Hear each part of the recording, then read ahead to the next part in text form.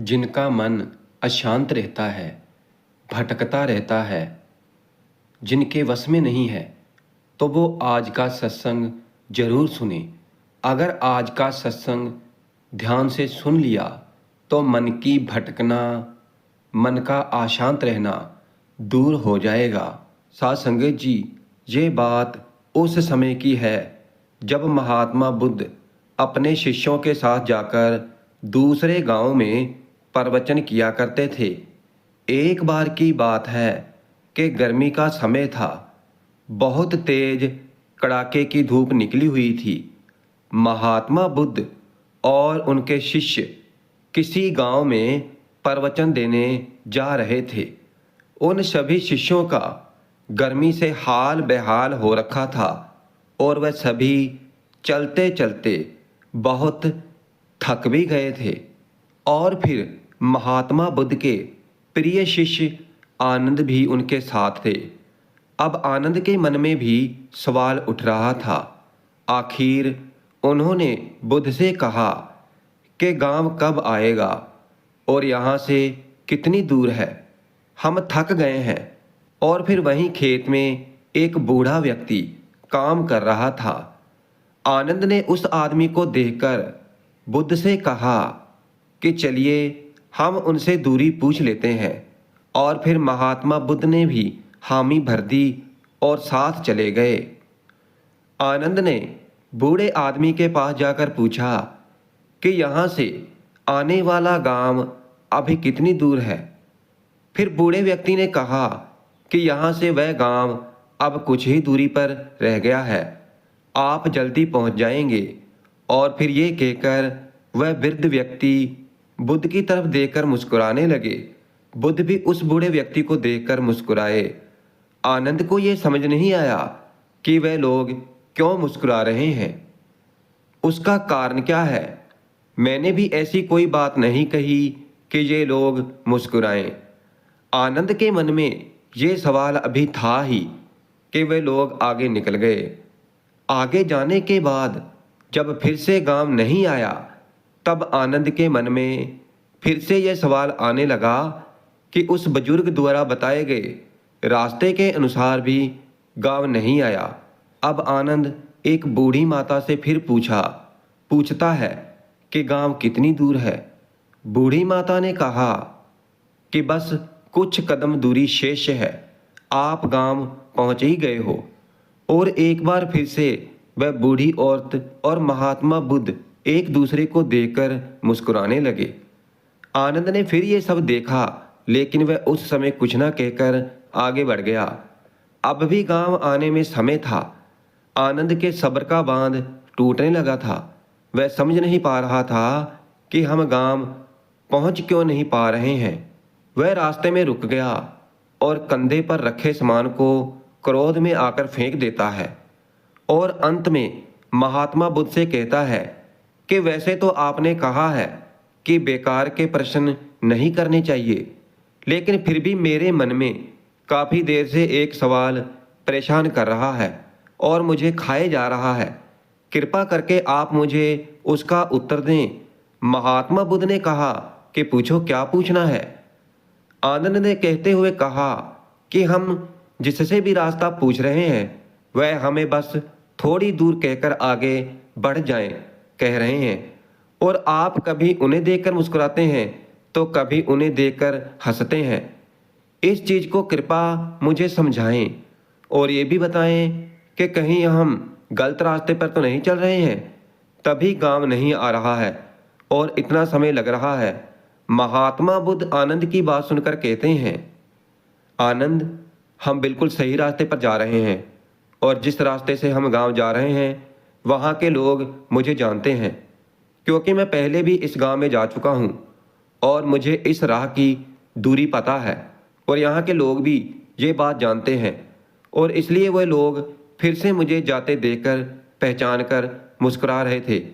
और जिस तरह हम लोगों को उनके लक्ष्य प्राप्ति के लिए उन्हें उपदेश देते हैं और उन्हें अपने जीवन के पथ पर सफलता हेतु निरंतर चलने को प्रेरित करते हैं, ठीक बिल्कुल उसी तरह राह में मिले हर एक व्यक्ति हमें हमारे कार्य पर पथ हमारे मंजिल की ओर निरंतर बढ़ते रहने का उपदेश और राह देते गए हैं ताकि हम अपनी मंजिल तक पहुंच सकें। महात्मा बुद्ध की ये बात सुनकर आनंद मुस्कुरा उठे और सभी एक बार फिर से गांव के लिए निकल गए और कुछ समय बाद वो लोग वहां पहुंच जाते हैं। साथ संगत जी, जिस तरह महात्मा बुद्ध और उनके शिष्यों को रास्ते में कई लोग मिलते हैं जो उन्हें मार्ग पर जाने के लिए प्रेरित करते हैं, ठीक उसी प्रकार हमारे जीवन में भी हमें किसी न किसी रूप में प्रेरणाएं मिलती रहती हैं। बस फर्क ये है हम उसे पहचान पाते हैं या नहीं। हमेशा याद रखें, जीवन में आगे बढ़ने के लिए अवसर हर किसी को मिलता है। ये हमारे ऊपर है कि हमें उस अवसर को पहचान कर आगे बढ़ जाना है और हाथ आए मौके को हाथ से जाने नहीं देना है। और साथ ही हमेशा अपनी मंजिल के प्रति धैर्य बनाकर रखें। बेशक उसे मिलने में समय लगे, कठिनाई का सामना करना पड़े, लेकिन एक ना एक दिन वह मंजिल जरूर मिलेगी। और जब हम उसे प्राप्त कर लेंगे और फिर सभी मार्ग में मिली कठिनाइयों को हम भूल जाएंगे और उस जीत की खुशी को महसूस करेंगे। इसलिए धैर्य और शांति बनाए रखें। ये सफलता की सबसे महत्वपूर्ण और बड़ी कुंजी है। बहुत समय पहले की बात है, महात्मा गौतम बुद्ध जब भी भिक्षा के लिए जाते थे तब आम लोग उन्हें भिक्षा में अनाज तो देते थे या फिर जिसका जो समर्थ होता वह उन्हें उस हिसाब से उन्हें भिक्षा दे देते थे। और साथ ही यदि किसी के मन में कोई सवाल होता था तो वह महात्मा बुद्ध को रोककर उनसे पूछ लेते थे। तो एक बार ऐसे ही उतराव चढ़ाव लगा रहता है।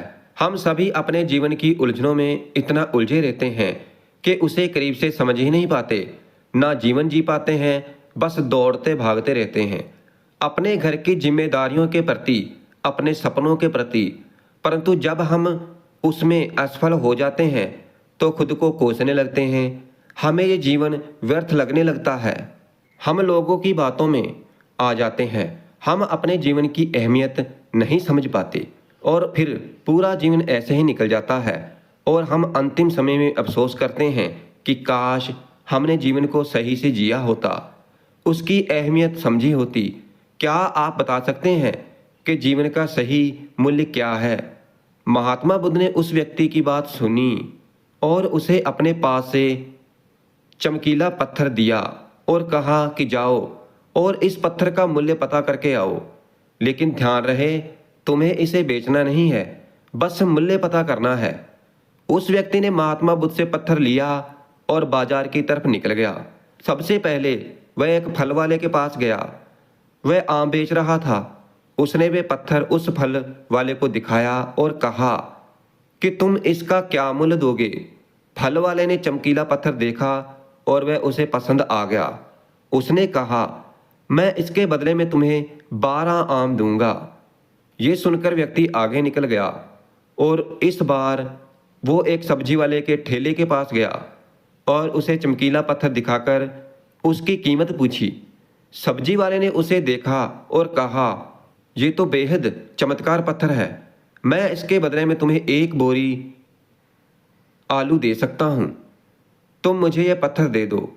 व्यक्ति ये सुनकर फिर आगे बढ़ गया और इस बार एक बड़ी अनाज की दुकान पर गया और उसे इस पत्थर को दिखाया।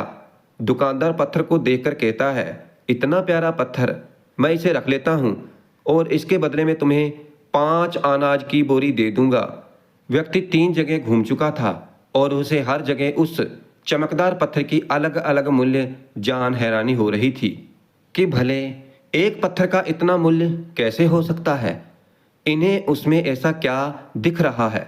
उसके बाद वह व्यक्ति एक सोने चांदी के व्यापारी के पास गया।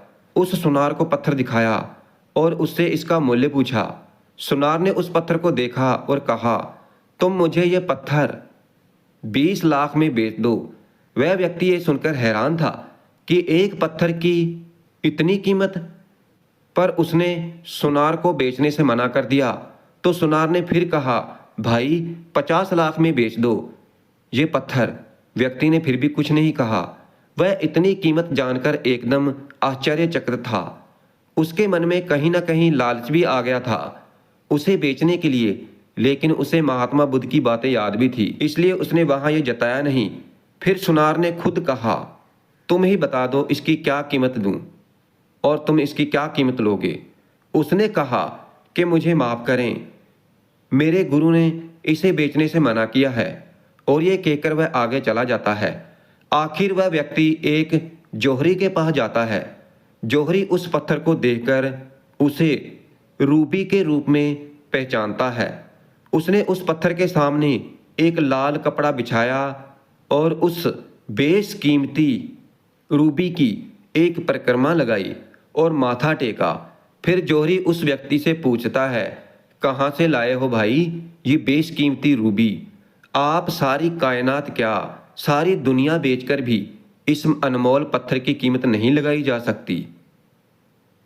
ये सुनकर वह व्यक्ति हक्का बक्का रह जाता है और भागकर वापस महात्मा बुद्ध के पास जाता है और उनके चरणों में बैठ जाता है और पूरी कहानी महात्मा बुद्ध को सुना देता है और अंत में कहता है, महात्मा कृपा कर आप ही मुझे मानव के जीवन का मूल्य क्या है उसे बताएं। बुद्ध उस व्यक्ति को उठाते हैं और मुस्कुराकर कहते हैं कि उस फल वाला जो आम का व्यापारी था उसने पत्थर की कीमत 12 आम लगाई। सब्जी वाले ने इसकी बोरी आलू कीमत लगाई। अनाज व्यापारी ने 5 बोरी अनाज। सुनार ने इसका 5 लाख मोल लगाया। अंत में जहां तुम गए उस जौहरी ने इसे बेशकीमती माना। ठीक इसी प्रकार तुम्हारे जीवन की भी यही स्थिति है। बुद्ध कहते हैं तुम भी एक हीरा ही हो, लेकिन फिर भी लोग तुम्हारी कीमत अपनी सोच, औकात, अपनी समझ और अपनी जानकारी के हिसाब से ही लगाएंगे। तुम अपना जीवन अपने हिसाब से जियो, अपनी खुशी से जियो, वर्तमान का आनंद लो। किसी भी चीज के पीछे बेकार में भागना व्यर्थ है। अपनी जिम्मेदारियों को समझो, तब तुम उसे खुशी से पूरा करोगे। अपने सपने, अपने लक्ष्य के प्रति आगे बढ़ो, कदम बढ़ाओ, कोशिश करो, सफलता जरूर मिलेगी और आप अपने जीवन से खुद संतुष्ट भी हो जाओगे। महात्मा बुद्ध की बातों से व्यक्ति का एकदम मन शांत हो गया था। उसमें अलग ही एक ऊर्जा आ गई थी। वह महात्मा बुद्ध के चरणों को स्पर्श करके चुपचाप वहां से चला गया। उन्हें धन्यवाद कहकर वह महात्मा बुद्ध की बातों से बहुत प्रभावित हो गया था। उसे आज अपने जीवन का मूल्य समझ में आ गया था। वह अपना मानवीय जीवन श्रेष्ठ कार्य में लगाना चाहता था। इसलिए हमें भी अपने जीवन और प्रतिभा का मूल्यांकन खुद करना चाहिए और पूरे आत्मविश्वास के साथ कोई काम करना चाहिए। अपने जीवन में हर वक्त शिकायत करने की जगह जो है उसी में अपनी खुशी देखनी चाहिए। फिर देखना जीवन आपको बोझ नहीं प्यारा लगेगा और तभी आप अपने जीवन से खुश और संतुष्ट हो पाएंगे पूरी तरह और जीवन का आनंद भी ले पाएंगे। अब ये आपको तय करना है कि आप खुद को कैसा बनाना चाहते हैं, 12 आम लायक, कामयाब या बेशकीमती हीरा। तो ये निर्णय केवल आपका है, आपको खुद लेना है।